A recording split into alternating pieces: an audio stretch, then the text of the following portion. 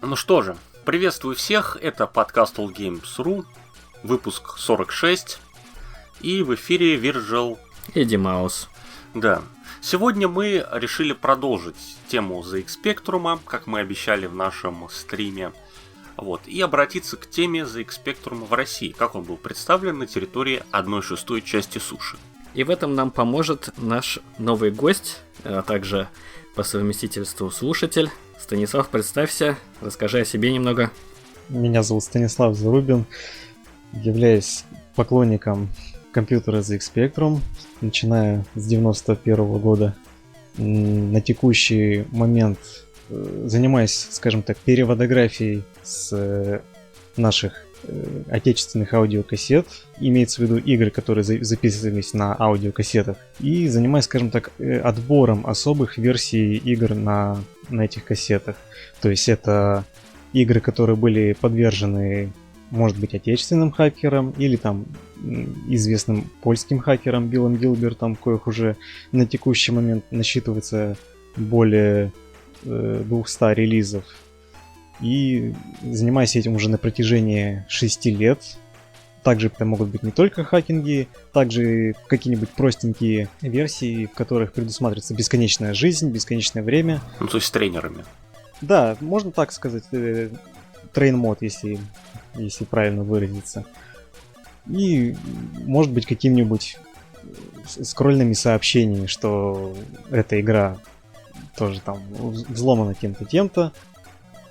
И, в общем, именно такое направление. Также еще иногда попадаются и русифицированные игры. Эти вещи я как бы тоже коллекционирую. А вот интересно, сколько вообще было таких, приблизительно версий, разных типов, то есть русифицированных, взломанных, либо с новыми уровнями по количеству, в общем.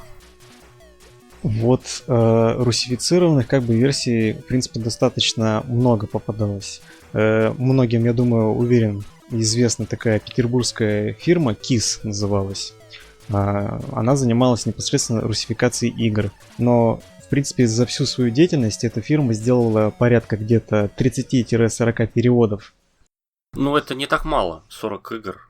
Конечно, зависит от количества текста. Если это какая-то простая аркадная игра, где всего лишь там несколько сообщений за всю игру, плюс интерфейс, конечно, это не так впечатляет, как перевод какого-нибудь квеста или РПГ. Но все равно это не так плохо. И продавали они это как? То есть на рынках или как-то централизованно? Скажем так, наверное, это было бы лучше обратиться непосредственно к людям, которые переводили, то есть те, кто работал в этой фирме KISS, как они распространяли свои переводы. Я лишь, скажем так, в конечном итоге заполучал кассету, на которой просто имелась сноска о том, что русифицированные игры там фирмы KISS. Да, может быть, местами где-то не только KISS, но и другие переводчики любили, скажем так, заманить покупателя о том, что игра русифицирована, хотя по большому счету, если это какой-нибудь Balderdash, то кроме титульного меню там особо переводить-то и нечего. Хотя на моей памяти игра Balderdash насчитывает как минимум 4 варианта перевода. Хотя, опять же скажу, кроме меню там переводить нечего. А вот какие-нибудь примечательные по большому объему текста вспомнишь? Первое, что приходит в голову, это, конечно же, переводы из серии игр про Дизи. То есть там большая часть этой игры представляет собой какие-то диалоговые сюжеты персонажей. Мне кажется, что это аркада, нет? Не аркада, но там есть диалоги, конечно. И вообще Дизи, конечно, это такая серия, которая была особо любима у нас. И много было продолжений, неофициальных версий. Да, Станислав, скажи адрес его сайта, где ты там занимаешься, чтобы люди знали, куда в случае чего идти. Да, изначально сайта не было, но позже, потому что изначально я это все, скажем так, что-то типа домашнего архива было. А вообще, в сети есть такой сайт, называется spectrumforever.org, где, скажем так, и по сей день, если что-то находится, не только с моей стороны, переводографией с аналогового носителя в цифровой ленточный образ занимаюсь не только я, есть те люди, которые тоже этим увлечены, и если что-то новенькое находится, соответственно, мы выкладываем на этот сайт. Ясно, да, понятно. Давайте-то начнем с того вообще, как Spectrum появился в России, когда там началась какая-то движуха в плане игровой сцены возникновения. Потому что вот если посмотреть Википедию, то вот клоны Spectrum начали выпускаться в России где-то в 87 году, да? Где-то вот вокруг этого периода. Ну, где-то так, в 87-м был разработан клон Ленинград в Санкт-Петербурге. Это, наверное, один из наиболее популярных. И разработчик Сергей Зонов, он впоследствии довольно стал известен как один из людей, которые продвинули Spectrum у нас в стране. То есть у него была фирма Скорпион, и потом компьютер Скорпион, ну и также книги там какие-то. Фирма Скорпион-то появилась немного позднее, после того, как он начал разрабатывать вот этот компьютер Скорпион 256. Собственно, почему мы вообще решили этот выпуск сделать? Потому что информации, такой структурированной достаточно информации о спектрумовской сцене как-то не очень много. Есть вики, Specie.info, ну и так какие-то отрывочные сведения. И, наверное, такой выпуск был бы довольно полезный с точки зрения того, чтобы вспомнить, конечно, не все, но основные вехи и некоторые игры, вот, которые мы сегодня тоже обсудим. Угу. Да, когда вообще начала формироваться вот эта вот сцена homebrew, как сейчас называют, когда люди сами писали какие-то софт для компьютеров и потом его распространяли. То есть никогда были какие-то профессиональные разработчики, какие-то студии с издателями, а у нас, я понимаю, такого почти не было. Ну, только в плане исключений до там середины 90-х, ближе, наверное, к концу стали появляться. Да, на самом деле, это, по моему мнению, я сам как бы не участвовал в этом всем. Это где-то в середине 90-х только сформировалось. А в начале там было в основном энтузиасты выпускали какие-то версии, клоны вот эти. И барыжили ими на рынке сами. Ну как сами? Там были какие-то, как это называлось-то, маленькие компании, как-то они назывались. Ларьки. Не-не-не. Кооперативы. Кооперативы, да. Кооперативы, которые этим занимались. Какие-то заводы это выпускали спектрумы. Например, Брестский электромеханический завод выпускал компьютер Byte в 90-м году. Потом московская фирма MicroArt тоже в 90-м году начала выпускать известную версию под названием Пентагон, которая стала там практически стандартом для сцены в какой-то момент, потому что она чуть быстрее работала стандартных. Надо сделать важное замечание, что вот эти вот клоны, они хотя и называются клонами, на самом деле они отличались некоторые. Во-первых, не у всех была полная совместимость со спектрумом. Во-вторых, там разработчики могли допускать какие-то отклонения вот от стандарта. То есть, допустим, мог процессор работать на меньшей частоте. Или мог быть не точно вот звуковой чип вообще мог отсутствовать. Или там еще что-то. В качестве этого Пентагона он как раз пошел по другому пути, то есть как бы дальнейшая разработка. Кстати, интересный факт, что как раз в 90-м году фирма Amstrad, которая перешло производство, официальное производство компьютеров ZX Spectrum, прекратила выпуск последнего компьютера, который назывался ZX Spectrum Plus 3. А у нас наоборот все это. Начался такой бум, подъем производства. В 91-м, например, начал выходить печатный журнал ZX Review, который стал на долгое время одним из основным изданием для отечественных спектрумистов. Ну, я немножечко позволю такое слово вставить. Да, несмотря на то, что когда, допустим, прекратился выпуск ZX Spectrum Plus 3, а у нас по этим временам только начались, скажем так, производиться клоны ZX Spectrum, это не только вообще, в принципе, и по компьютерам было. Если, допустим, вспомнить даже и другую какую-нибудь бытовую технику, ну, я надеюсь, все знают такой видеомагнитофон, как Electronica VM12. Почему все вы должны знать? Потому что это, скажем так, был первый отечественный, запатентованный и вышедший в рынок, как, скажем так, легальный аппарат для просмотра видео. По большому счету, Electronica VM12 это копия зарубежного видеомагнитофона Panasonic 2000. Хотя тот магнитофон был придуман еще гораздо раньше.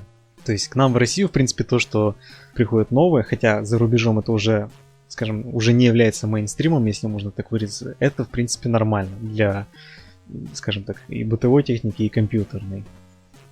В принципе, по той же самой причине у нас была популярна Dendy, да, 8-битная консоль, которая, в принципе, уже отжила свое на тот момент.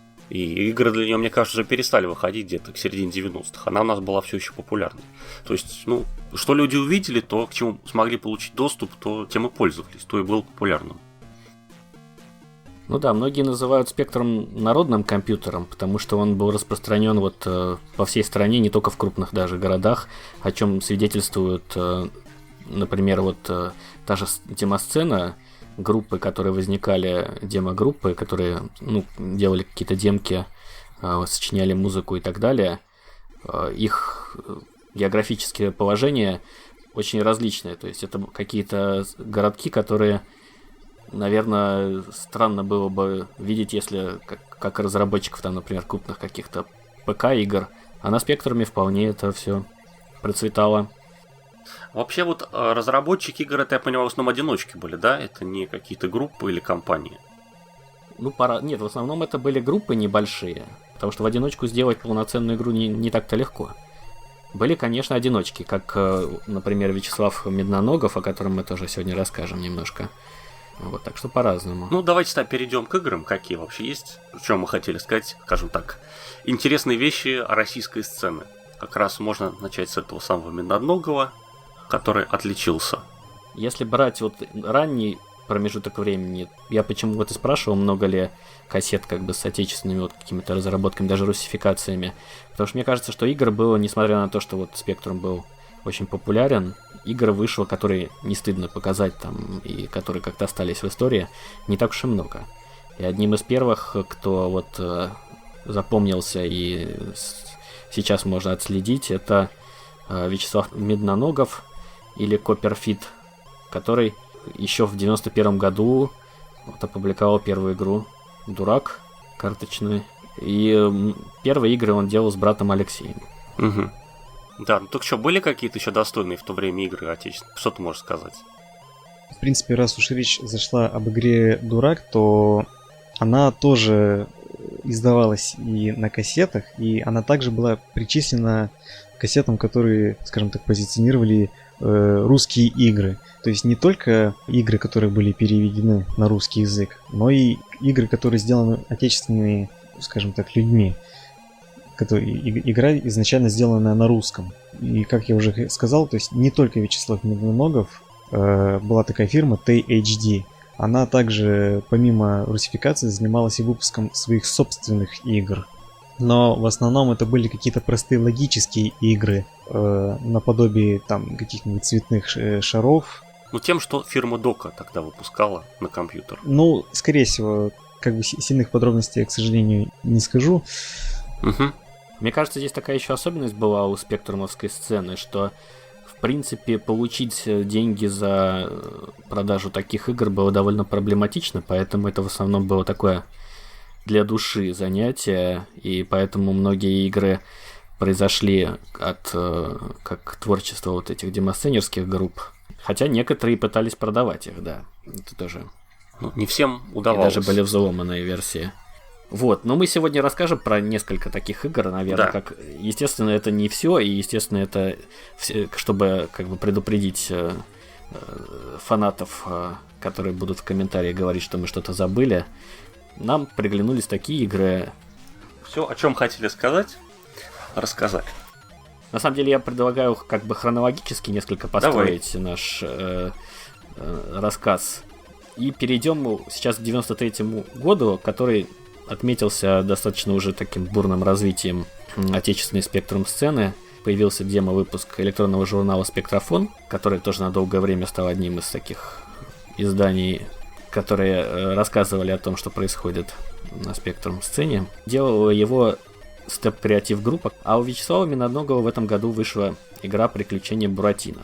На самом деле, очень многие спектрумовские игры, как я уже говорил, что Дизи прониклись наши люди этим персонажем, созданным братьями Оливерами в Британии, но тем не менее у нас выходило огромное количество, значит, неофициальных версий каких-то, и в том числе, значит, по образу и подобию другие приключения, например, вот приключения Буратино в каком-то смысле тоже.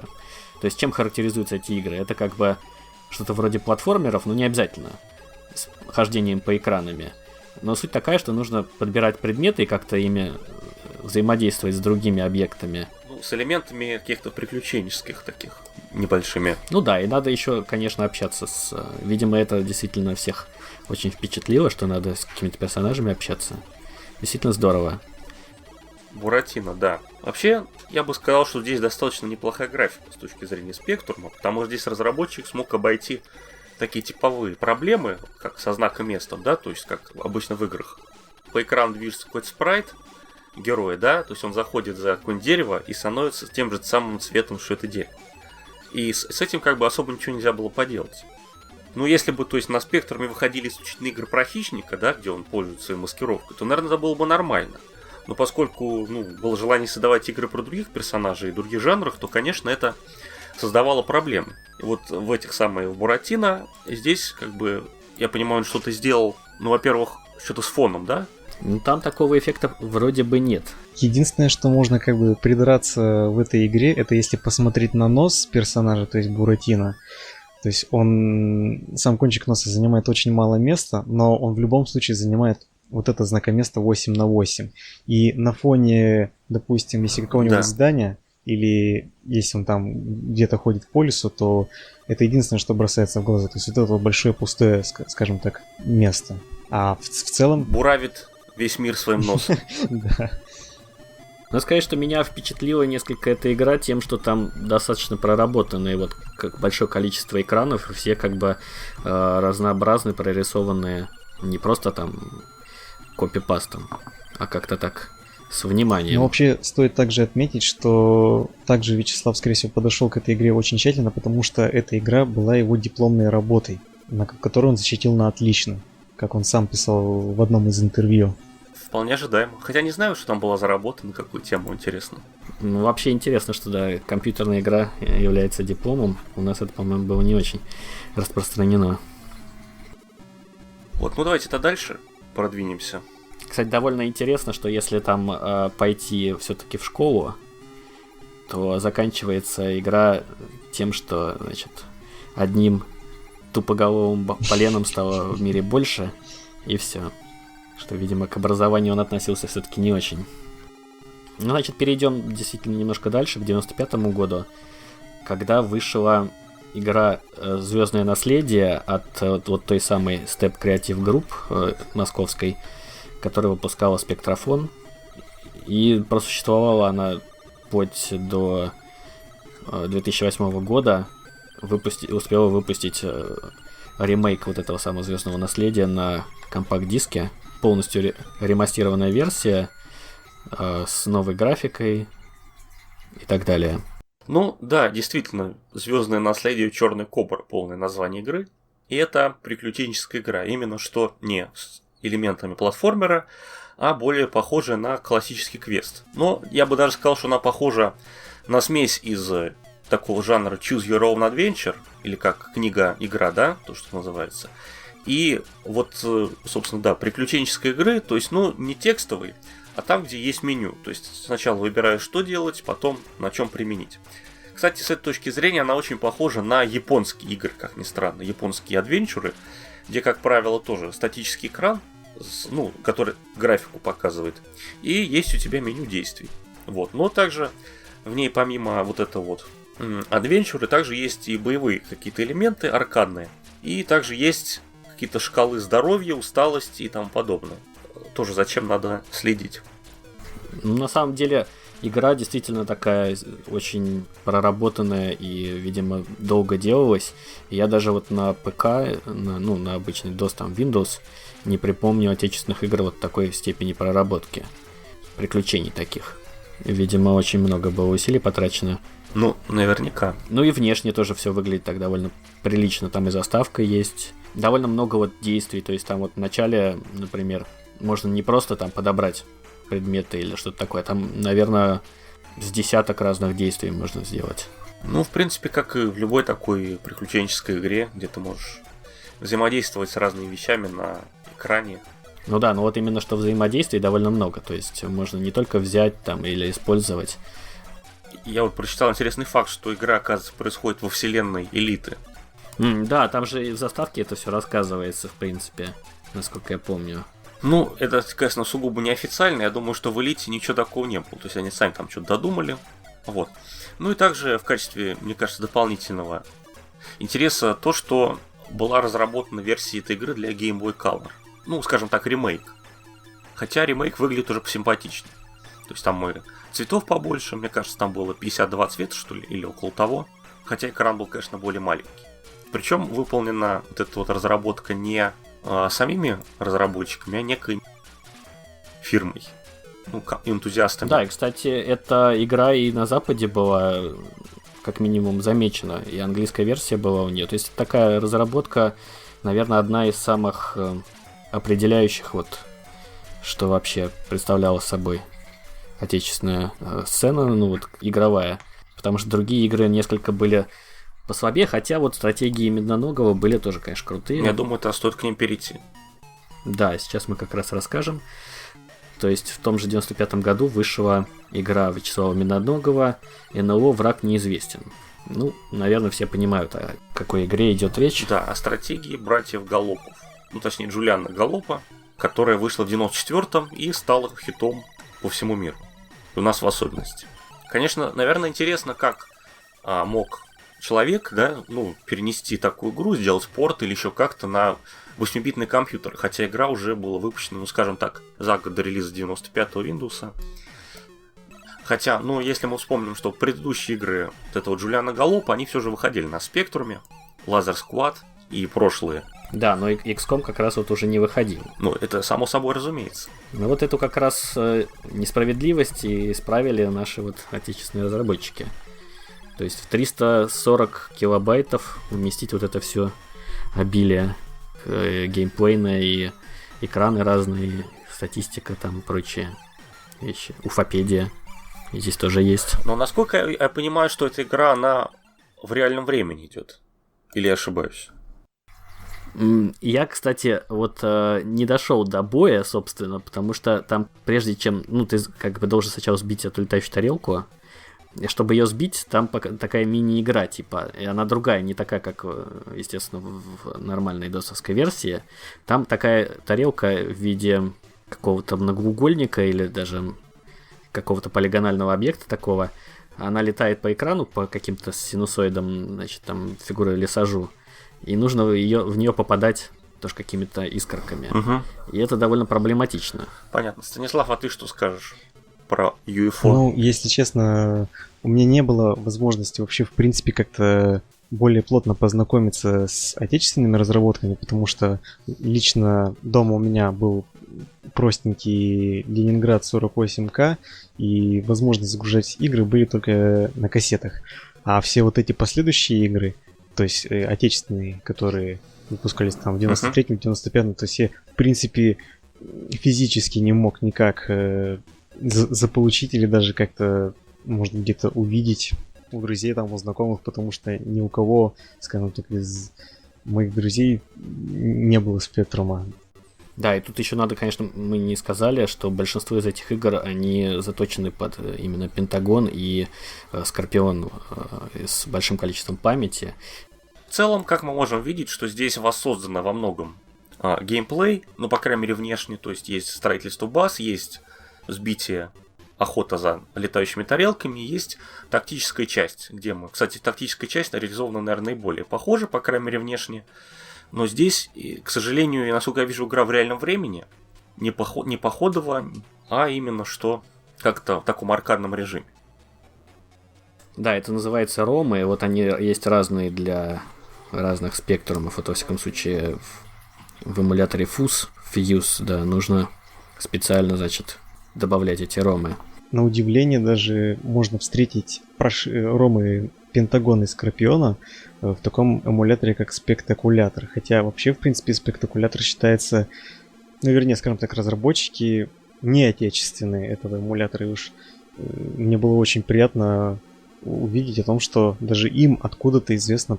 Не, на самом деле западным сценерам очень хорошо известно про Пентагон и Скорпион. Даже вот когда я был на Ассембле, там был специальный семинар, посвященный вот этим компьютерам, где на живом, значит, железе показывали демки.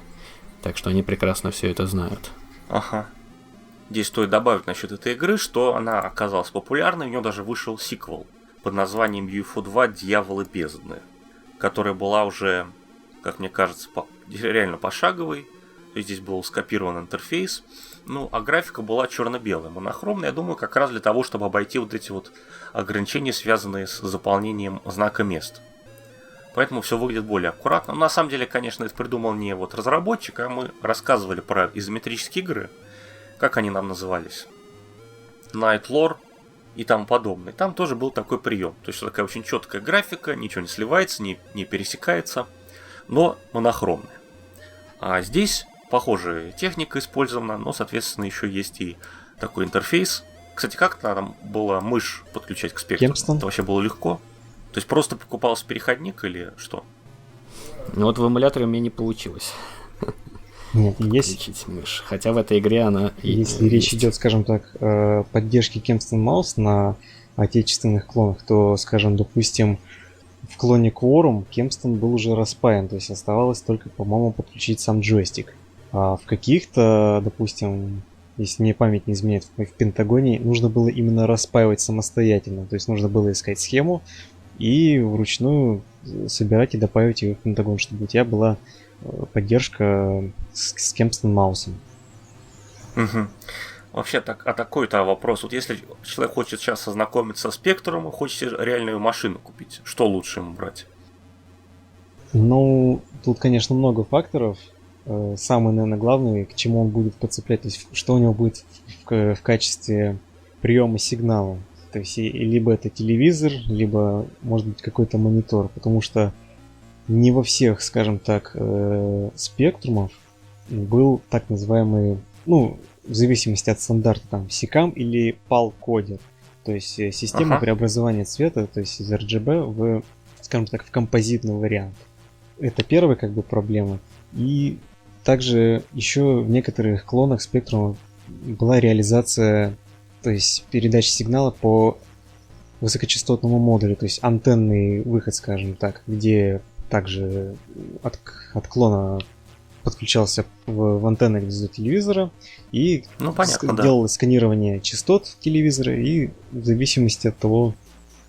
Там... Вместо вечерних новостей ты получал там свою картинку. И как бы что у кодера, и что, в принципе, у вот этого модулятора...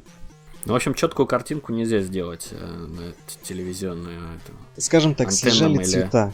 То есть, как бы могли съезжать цвета, допустим, где-то от левой части, скажем так, экрана. Или там изображение было с муаром, или, допустим, с помехами. Ну, эта проблема была у всех клонов спектрума наших. Вот тут, мне, если честно, трудно сказать. Лично я знаю только две модели, которые имели возможность выводить сигнал по VC-модулятору. Это Quorum. Также был еще Magic, он же Magic. И Delta. Вот у некоторых моделей Delta была возможность выводить сигнал через VC-модулятор. Вот, ну да, и стала, по крайней мере, еще одна игра от Вячеслава Медноногого, которую мы хотели рассказать. Это тоже клон, ну, адаптация, скажем так, известной стратегии на то время. И это игра Black Raven, или Черный Ворон, и адаптация этой игры Warcraft. Представьте себе. Да, действительно уникальная, наверное, так по объему проделанной работы и вообще как перевести игру, которая действительно... Не знаю, сколько она там занимала. Я бы сказал, что это не перевести игру, это не клон. Это попытка воссоздать своими силами, руководствуясь исключительно своими знаниями и то, что человек может наблюдать. Да. Сюжет там совершенно другой. Что-то про Русь. Да, про Русь. И там 12-минутная заставка с такими анимированными, как сейчас сказали бы, гифками, да, такие... небольшие ролики. Ну да, там что-то сделано было в 3D-редакторе изначально анимации, потом они были пожаты и перенесены на спектр. Это такой пример игры, разработанной вот кросс-платформенная разработка, то есть часть разрабатывалась на обычном IBM PC совместимом ПК, а часть на спектруме. Скорее всего, вот эти вот ролики были сделаны все-таки на ПК. Ну, скорее всего. Да. Вот, но что меня впечатлило, что там вот сама, как сказать, внешний вид вот самой игры, где вот крестьяне, там лес, какие-то здания стоят, оно действительно очень сильно напоминает Warcraft. И работает это достаточно быстро, гладко, то есть там скроллинг, все. Туман войны есть там, соответственно, сражения, производство юнитов. Не, выглядит очень аккуратно. Здесь тоже такое монохромное изображение. Такая попиксельная. Прорисовка очень четкая, в отличие от Варкрафта. То есть можно объединять отряды в группу и их одновременно куда-то посылать там и так далее. Достаточно проработано. Нет, безусловно, это очень интересный пример. Но я думаю, с точки зрения, конечно, геймплея он с Варкрафтом не сравнится. Потому что игра это не просто, ну, как сказать, графика, да, или там какие-то основные механики, то, что можно выделять юнитов куда-то отправлять. Это все-таки баланс и какие-то более глубокие принципы. Я не думаю, что просто вот один человек мог взять и скопировать, ну, не идеально, хотя бы хоть как-то, что сделает целая студия, причем на тот момент уже довольно опытная, потому что Blizzard, они же начали работу над играми до этого, до Warcraft, и у них до этого были уже достойные какие-то... Конечно, первая разработка их это World of the Rings от Interplay, как бы, которая была издана Interplay 91 года, по-моему. Ну, тем более, да. То есть я, честно говоря, не знаю, насколько это хорошо играется. Потому что я смотрел вот эту вот Черный Ворон, я смотрел исключительно на видео, потому что запустить его было как-то сложно. Мне удалось его запустить, там нужно действительно несколько, так сказать, неочевидных действий совершить. То есть, например, выбрать, собственно, запуск игры, и в этой, и в некоторых других играх Миноногова нужно нажатием клавиш 1, 2, 3. Ну, 1 это заставка, 2 это начало игры, 3 это какая-то сопроводительная информация. Так что это не так уж очевидно. И еще второй момент, что там 2 дискеты, это такая действительно объемная игра, 2 дискеты, и нужно еще в эмуляторе научиться их одновременно использовать. Вот. Но если у кого-то есть сложности с запуском, обращайтесь на форум к нам, поможем. Вот. И кроме того, к этой игре еще планировалась вторая часть, но была выпущена только демо-версия. Мультиплеер там не планировался? Мультиплеер, кстати, интересно, вообще Spectrum в этом плане мог что-то предложить. Не на одном компьютере, а как-то подключать несколько. Кто-нибудь знает? Я лично не встречал таких игр, в которых в меню присутствовал выбор пункта как мультиигра, мультиплеер. Я думаю, что, скорее всего, были разные аддоны для подключения Spectrum к сети. Но, скорее всего, они были какие-то, ну, такие периферийные, то есть не... К сети это какой? И, скорее всего, как-то они могли подключаться как-то, ну, кабелем, типа, как это, и с Amiga это было. Не, в то время модемы уже были довольно более распространены для разных компьютеров. Другое дело, может быть, и был. То есть непонятно, как, на каком уровне это было реализовано тогда. Вот если бы это еще было востребовано, я думаю, что придумали бы что-то такое. Ну да, в принципе, на компьютере, когда появились первые игры с сетевым геймплеем, я думаю, ближе к концу 80-х какие-то были. Ну, в смысле, были и раньше, но раньше они были так, в качестве, как сказать, такой фичи. То есть, что вот у нас на этом игра продается. А чтобы какие-то мейнстримовые игры входили, там, допустим, какие-то симуляторы или стратегии, это, конечно, появилось уже позднее. Мне кажется, что в 80-е и даже в начале 90-х в основном позиционировалась как, например, игра одновременно, ну вот с 2 джойстиками, там, например, на приставках и на компьютерах тоже. Те же Commodore и Amiga сразу поставлялись с 2 портами для джойстиков. Не знаю, как там со Спектрумом было. Да, ну ладно. А еще какие-то игры у нас сегодня будут, которых... Да, я вот хотел еще рассказать немножко назад, вернемся. Игра такая выходила Crime Santa Claus из города Черкассы. Тоже это такая модификация в сторону Дизи. То есть ходит Санта-Клаус, и там должен подбирать предметы, как-то взаимодействовать. Там было две части ее. И вторая вышла, там 3 года разрабатывалась. Вышла, по-моему, чуть ли не... С ума сойти. В 99-м году, по-моему, вышла.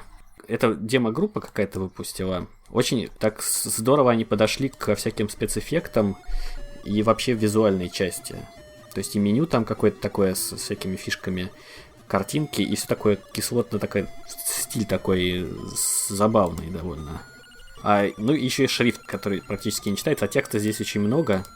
Вот, но это такой как бы пример дизи-клона, который получился действительно интересным, ну, на мой взгляд, и визуально, и по степени проработки, и по объему самой игры. Хотя, в принципе, принцип тот же, нужно подбирать предметы, там разговаривать с персонажами. Понятно, но раз мы, кстати, заговорили об этих играх, с точки зрения музыки, там было что-то интересное? Реализация? Музыка вот в этой игре вообще замечательна, и в играх вот Медноногого тоже там Ну, в смысле, это вот для этого трехканального, да? По-моему, у Буратино мне даже сразу... У Буратино как бы было две версии игры. Для 48К, в которой есть музыка, но она написана для бипера. А для 128К, где подразумевается наличие музыкального чипа, уже непосредственно в процессе игры звучит музыка.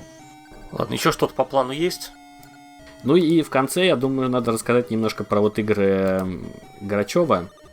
Ну, я могу только сказать, что одна из первых игр Дениса Грачева была игра Join, которая была написана на Basic, и это был 98 год. Также у него были еще, по-моему, какие-то проекты на Basic, но только спустя, по-моему, 7 или 10 лет он решил вернуться к созданию игр, и вот одна из, скажем так, лично мне, которая запомнилась игры, это игра Сектор была. Да, это такая аркада типа, где нужно какие-то квадратики самолетиком расстреливать или да, собирать. Главный, скажем так, ну не персонаж, а он должен съесть все вот эти решеточки или что там нарисовано. И помимо того, что нужно собирать, нужно еще и уворачиваться от пуль.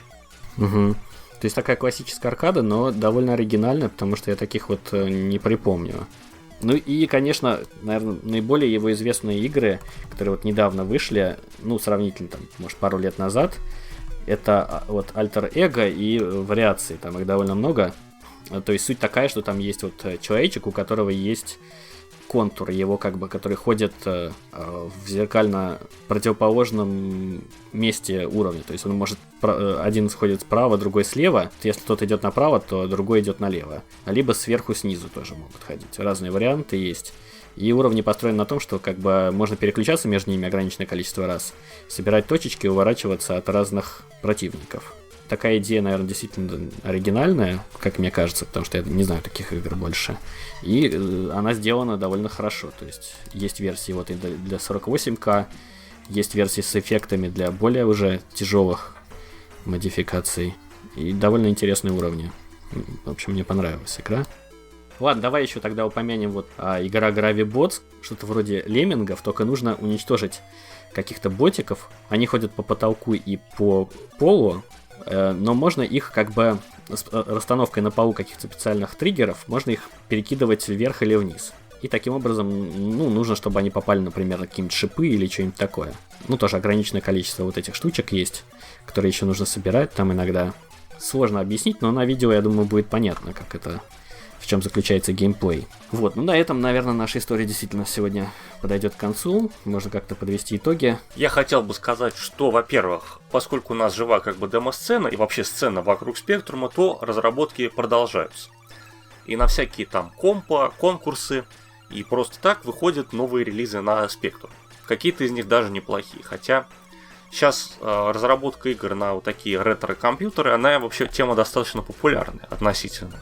Да, но надо сказать, что вот некоторые из этих игр Дениса Грачева, они выходили как раз на конкурсы, в том числе конкурсы какие-то сейчас много проводятся онлайн, как бы без проведения какой-то демопати, а просто работы присылаются, потом все играют, подводят итоги. Вот такого тоже сейчас много. Ну, не только отечественные, скажем так, игры выходят, и на зарубежье тоже продолжают писать игры, что в очередной раз подтверждает о том, что как бы, ZX Spectrum и демо-сцена еще цветет и пахнет. Ладно, давайте тогда закончим на сегодня. Спасибо всем за прослушивание нашего длительного разговора. Спасибо Станиславу за участие. Да, интересные комментарии, рассказы о Спектруме. Вот. Ну а если вы хотите что-нибудь добавить по поводу жизни и развития Спектрума в России, то сделайте это в наших комментариях. Будет интересно почитать. Вот, ну а на этом у нас все. Мы прощаемся с вами. Это был 46-й выпуск подкаста allgames.ru. Его ведущие Вирджил и Димаус. Да, сегодня с нами был Станислав. Всем спасибо за внимание. Угу. Тебе спасибо. Да. Ну ладно. Всем пока. До следующих встреч.